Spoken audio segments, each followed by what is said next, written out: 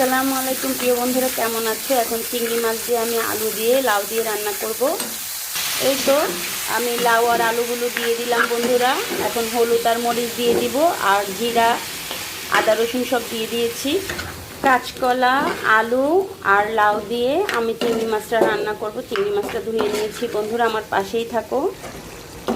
মাত্র ঈদ শেষ হলো, ফ্রিজে তেমন একটা সবজি নেই, যা ছিল ওগুলো দিয়ে মিলিয়ে আমি রান্না করছি। 4-5টা মূলা ছিল, এত সুন্দর মূলাগুলো ফুল বের হয়ে গিয়েছে, সেজন্য মূলাগুলো ফেলে দিলাম। এই সবজিগুলো দিয়ে এখন চিংড়ি মাছটা রান্না করে নিব।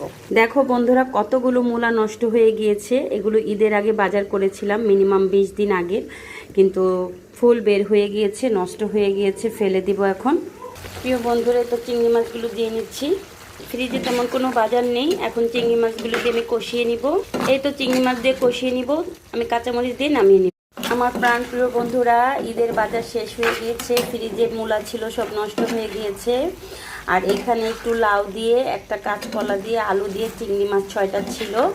রাতের জন্য কোনো রকমের রান্না করে নিচ্ছি, কালকে আবার বাজার করতে হবে। ডাল নেই, চাল নেই, কিছুই নেই যে ডাল রান্না করব। তো যাই হোক বন্ধুরা, তো এখন তোমাদের সাথে এগুলো শেয়ার করছি। আজকের এই চিংড়ি মাছ রান্না ঝটপট কীভাবে আমরা খাবো দাবো, কী করব। তো কেমন হয়েছে কমেন্টে কিন্তু জানাবে। তোমাদের সাথে তো প্রতিদিনই শেয়ার। এখন আমি কাঁচামরিচ দিয়ে আর পানি দিয়ে আমি মাখা মাখা করে ঝোল করে এটা নামিয়ে নিব বন্ধুরা। তো কেমন হয়েছে আজকের এই রান্না টান্না আমাকে জান। এই তো কিছু কাঁচামরিচ দিয়ে দিচ্ছি বন্ধুরা। 2 কাপ পানি দিয়ে এটা আমি মাখা মাখা করে রান্না করে নিব। কেমন হয়েছে কমেন্টে কিন্তু জানাবে। এভাবে লাউ চিংড়ি কে খাও।